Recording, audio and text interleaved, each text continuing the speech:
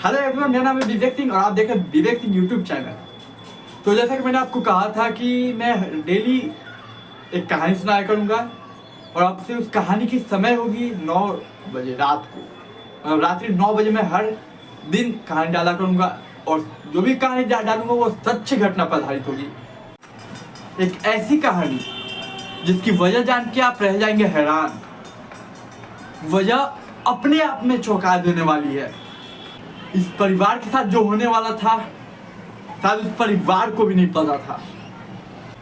तो काफ़ी अच्छा लगेगा आप लोग कहानी सुनने में। तो चलिए इस कहानी को शुरू करते हैं। आप लोग अपना प्यार मेरे साथ बनाए रखिएगा। चलिए वीडियो शुरू करते हैं। तो ये कहानी है गढ़चिरौली की। महाराष्ट्र की एक जगह है गढ़चिरौली, वहीं की कहानी है ये। एक हंसता खेलता परिवार जिसको भनक तक नहीं थी कि उनके घर में मौत का तांडव होने वाला है। आखिर ऐसा क्यों हुआ ये तो आपको पता चल ही जाएगा, लेकिन उन्हें नहीं पता था कि उनके साथ क्या क्या होने वाला और क्यों होने वाला है। तो ये लेटेस्ट कहानी है सितंबर की, अभी जो सितंबर गुजरा है उसी की। तो सितंबर की दूसरे सप्ताह में यह तांडव मौत का शुरू होता है। होता क्या, ये घर के मुखिया है शंकर और उनकी वाइफ है विजया। तो दूसरे हफ्ता सेकेंड वीक ऑफ सितंबर में इस घर के मुखिया मतलब शंकर जी पड़ जाते हैं बीमार। उन्हें अचानक पैर हाथ में सर में दर्द उठता है। अचानक दर्द उठता है और ठीक उसके अगले दिन सेम चीज होती है उनकी वाइफ के साथ विजया। अब दोनों की दर्द बहुत बढ़ जाती है जो कि बर्दाश्त नहीं हो पा रही थी। तो उनके परिवार वाले डिसाइड करते हैं, तय करते हैं कि इन्हें हॉस्पिटल ले जाया जाए। तो वही नज़दीकी हॉस्पिटल में उन्हें ले जाया जाता है। हॉस्पिटल में ले जाने के बाद डॉक्टर चेक करता है अपने हिसाब से, जो भी रिपोर्ट देखनी होती है वो देखता है और रिपोर्ट में कुछ आता नहीं है। तो डॉक्टर को समझ में आता है कि ये बीमारी क्या है, तो वो ट्रांसफ़र कर देता है वहीं के सबसे बड़े हॉस्पिटल, सरकारी हॉस्पिटल में। तो क्या होता है, वहाँ के भी डॉक्टर सभी रिपोर्ट चेक करते हैं, सभी चीज़ें चेक करते हैं। बीमारी किसी को समझ में नहीं आई थी, ऐसे नहीं क्या हुआ कि बर्दाश्त नहीं हो रहा पेन, आखिर कौन सी बीमारी है ये जो डॉक्टर के समझ में नहीं आ रही थी। फिर इनके हाथ से भी केस चला जाता है, वो ट्रांसफ़र कर देते हैं केस नागपुर में, क्योंकि इनके समझ में आ नहीं रहा था और इलाज तो ज़रूरी है। तो ये ट्रांसफ़र कर देते हैं नागपुर। तो सभी ट्रांसफर किया जाता है। फिर नागपुर इन्हें हॉस्पिटल में ले जाया जाता है जहाँ पे ट्रांसफर किया जाता है। अब अफसोस कि दुर्भाग्यवश 20 सितंबर को इस घर के मुखिया शंकर की मृत्यु हो जाती है। अब कुछ दिन बाद अब इस शंकर की मृत्यु से किसी को राहत मिली नहीं थी कि खबर आती है 26 सितंबर को इनकी वाइफ जो विजया बीमार थी उनकी भी मृत्यु हो जाती है। अब एक घर में एक हफ्ते के अंदर दो मौतें, वजह किसी को नहीं पता, किसी को नहीं पता वजह। तो होता क्या, एक बार उनके परिवार वाले आते हैं, शोक मनाने आते हैं, रिश्तेदार आते हैं, सभी घर में जुटते हैं। अब जुटते हैं तो अचानक क्या होता है कि उनकी शंकर की जो है वो एक साली रहती है, कह सकती है कि साली रहती है, और भी रिश्तेदार आते हैं। तो शंकर की एक बेटी भी रहती है जिनका नाम कोमल रहता है। तो अचानक एक दिन कोमल बीमार पड़ जाती है।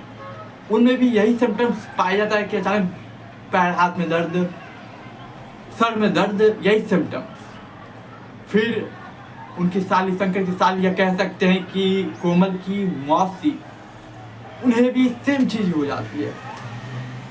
अब घर वाले पूरे डर जाते हैं कि इन्हें हो क्या रहा है, अचानक क्या हो गया इन्हें। उनका मौसी का एक बेटा या बेटी भी रहते हैं, उन्हें भी ये हो जाता है। अब एक घर में फिर से 2 मौत अभी जस्ट हुई थी और उससे सेम वही सिम्टम्स इन तीनों में भी नजर आते हैं। तो जल्दी से इन तीनों को अच्छे हॉस्पिटलों में भर्ती करवाया जाता है। तो उन्हें हॉस्पिटल ले तो जाया गया, मगर वो भी जिंदा नहीं रह पाए। कुछ दिन बाद उनकी एक एक करके मृत्यु हो जाती है। तो अब इस घर में टोटल 5 मृत्यु हो चुकी है। एक शंकर जो इस घर के मुखिया थे, एक उनकी पत्नी विजया, उनकी बेटी कोमल, उनकी साली, शंकर की साली या कह सकते हैं कोमल की मौसी, और उनका एक बच्चा, इन सभी की मौत हो जाती है। अब पूरे घर में और पूरे मोहल्ले में एक खबर फैलती है कि कहीं ये काला जादू तो नहीं, कहीं ये ब्लैक मैजिक तो नहीं, किसी की नजर तो नहीं लग गई इस घर पे। सभी शौक हो जाते क्योंकि ऐसा कभी हुआ नहीं था। अचानक डॉक्टर्स भी नहीं पकड़ पाए कि आखिर ये बीमारी है क्या, और मौत पे मौत हो जा रही है। तब क्या है, यह अफवाह चलते रहती है। फिर सभी अपने रिश्तेदार जो आए रहते हैं वो सभी वापस चले जाते हैं। तो ये जो शंकर, इनका बेटा जो है, बड़ा बेटा, वो दिल्ली में जॉब करते रहता है। तो कुछ दिन बाद उसे भी कुछ ऐसे ही सिम्टम्स देखने को मिलते हैं। तो अपने घर की हिस्ट्री से वो वाकिफ था, उनके माता पिता और परिवार के साथ क्या हुआ, मरने से पहले क्या क्या एक्टिविटी हुई। तो अचानक इसे भी बॉडी में पेन होने लगता है, पैर, हाथ, सर। तो ये भी डर जाता है और ये खुद को एडमिट करवा देता है हॉस्पिटल में, वही क्या एडमिट करवा देता है। और सिर्फ ये अकेला नहीं है, और भी वहाँ पे जो आए थे, मतलब मरने के बाद जो शोक में आए थे, 3 लोग और बिल्कुल इसी तरह सिम्टम्स देखने को मिलते हैं, और वो भी बीमार पड़ जाते हैं और सभी हॉस्पिटल में चले जाते हैं। तो ये लोग बेटा, उनके 4 और लोग जो रहते हैं वो रिश्तेदार होते हैं। एक बेटा होता है, एक वही आया हुआ ड्राइवर होता है जो कि किसी ने लाया हुआ, और इस घर में एक बहू थी जिनके मामी की पति भी भर्ती हो जाते हैं। और इन सभी में सेम सिम्टम्स थे, पेन हो रहा था पैर में, हाथ,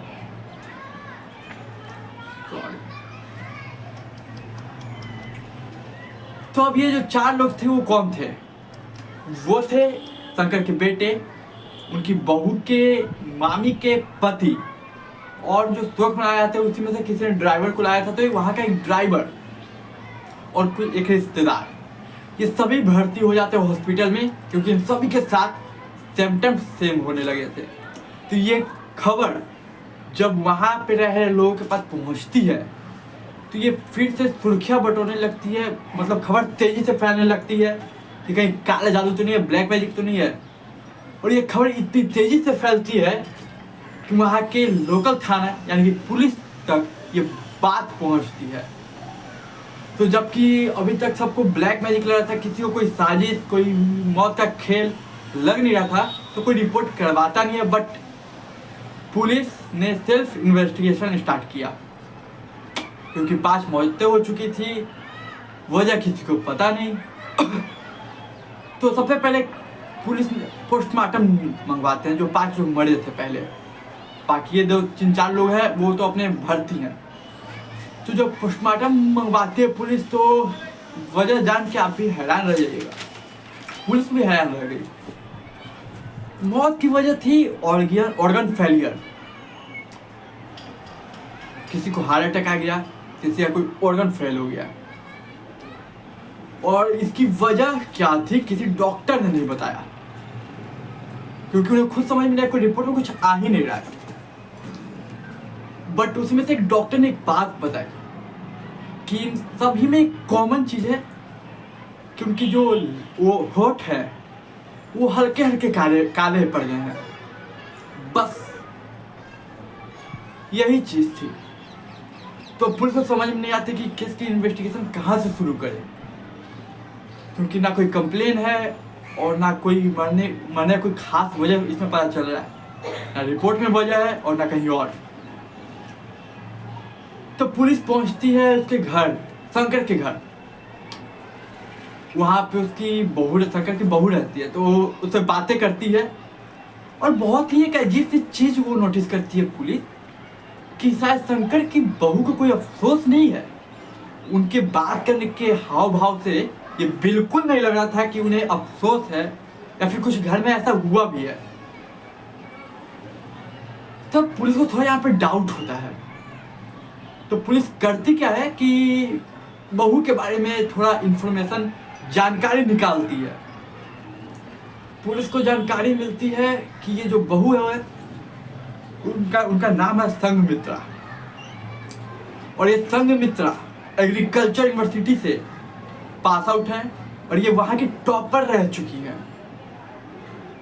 अब तो नॉर्मली एग्रीकल्चर यूनिवर्सिटी में पेड़ पौधों को कैसा रखा जाता है एग्रीकल्चर से रिलेटेड, और कौन सा दवा अच्छा पॉइजन हो गया अच्छी दवा बुरी दवा, हर चीज़ सिखाई जाती है, पढ़ाई जाती है, बताई जाती है।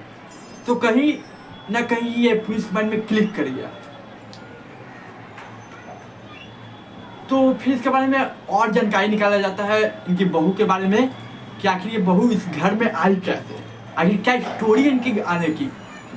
तो जब पुलिस छानबीन करती, जब ये जानकारी निकालती है पुलिस संघमित्रा के बारे में, जब उनका पति तो रहता था दिल्ली में जो कभी हॉस्पिटल में भर्ती है, तो जानकारी निकालती है तो एक बात सामने आती है कि उनकी लव मैरिज हुई थी, मतलब संघमित्रा और उनके बेटे में प्यार था तो लव मैरिज करवाई गई। तो संघमित्रा के जो पेरेंट्स थे वो इस शादी से बिल्कुल खुश नहीं थे, उन्हें ऑब्जेक्शन थे इस शादी से, मगर वही शंकर और उनके पूरे परिवार को कोई ऑब्जेक्शन नहीं थी। उन्होंने खुशी खुशी संघमित्रा को स्वीकारा।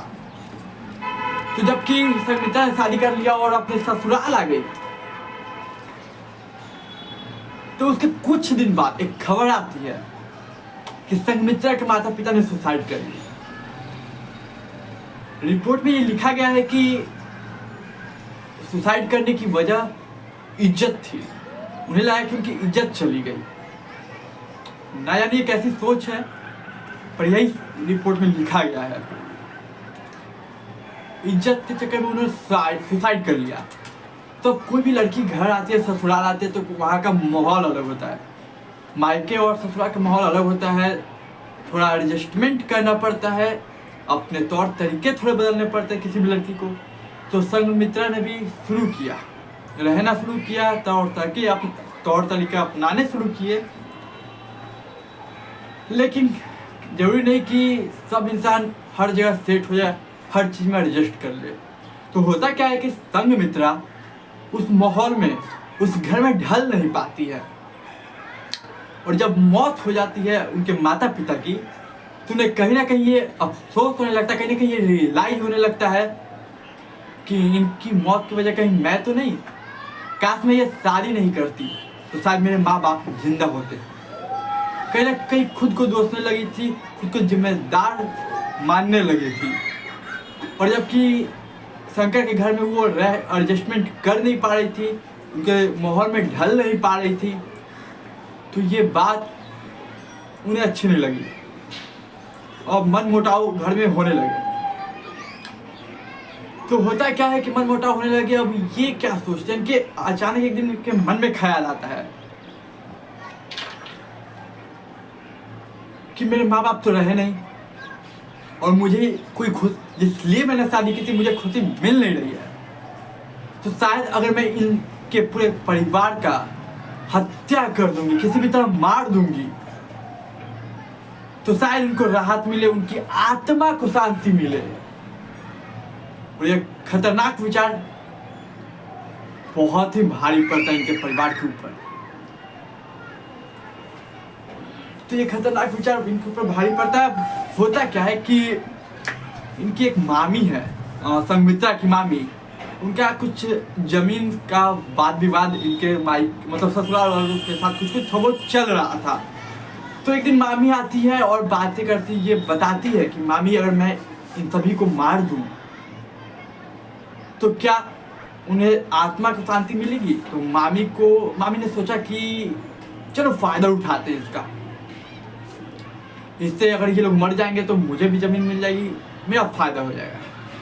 तो वो बोलते काम कर बेटी, तू जो करना है कर, मैं तेरे साथ हूँ। तो जैसे कि मैंने बताया कि वो जानकारी में पुलिस ने छानबीन की थी, जानकारी में निकला था कि वो एग्रीकल्चर यूनिवर्सिटी की टॉपर रह चुके, तो हर तरह की दवाइयों का अनुभव पता था। तो उन्हीं में से ऐसा पॉइजन है जिसका ना कोई रंग है ना गंध है, कह सकते हैं रंगहीन और गंधहीन थी वो दवा। मतलब पॉइजन। तो ये क्या करती है, उस पॉइजन को धीरे धीरे थोड़ी मात्रा में खाने की हर चीज़ में, पीने की हर चीज़ में धीरे धीरे सभी परिवार वालों को देने लगती है। इन्होंने शुरू किए थे शंकर से, उनकी वाइफ से विजया, और साली भी उनकी आई हुई थी तो उन्हें भी दे दी। फिर उनके बच्चे आए हुए थे उन्हें भी दी, उनकी बेटी को भी दी। उसके बाद जो भी आते गए परिवार उन्हें वो देती गई है दवा।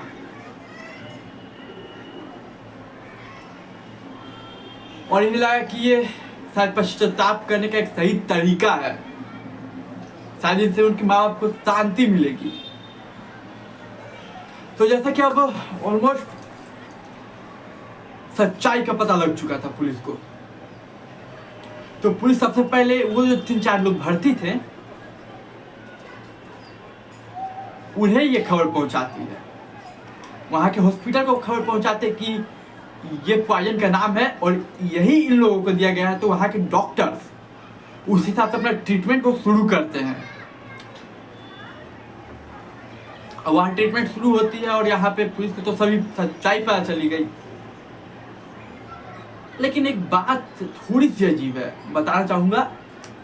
हाँ, उनका बेटा भर्ती हुआ, उनका रिश्तेदार ड्राइवर भी भर्ती हुआ, जो क्या है उन्हें भी दिया गया, वो लोग भर्ती हुए। लेकिन वहाँ एक ये जो मामी थी उनके पति भी भर्ती थे। मैंने बोला 4 लोग, तो 3 तो एक रिश्तेदार हो गए, एक हो गया पति उसका, और एक हो गया ड्राइवर जो कि किसी के साथ आया हुआ था।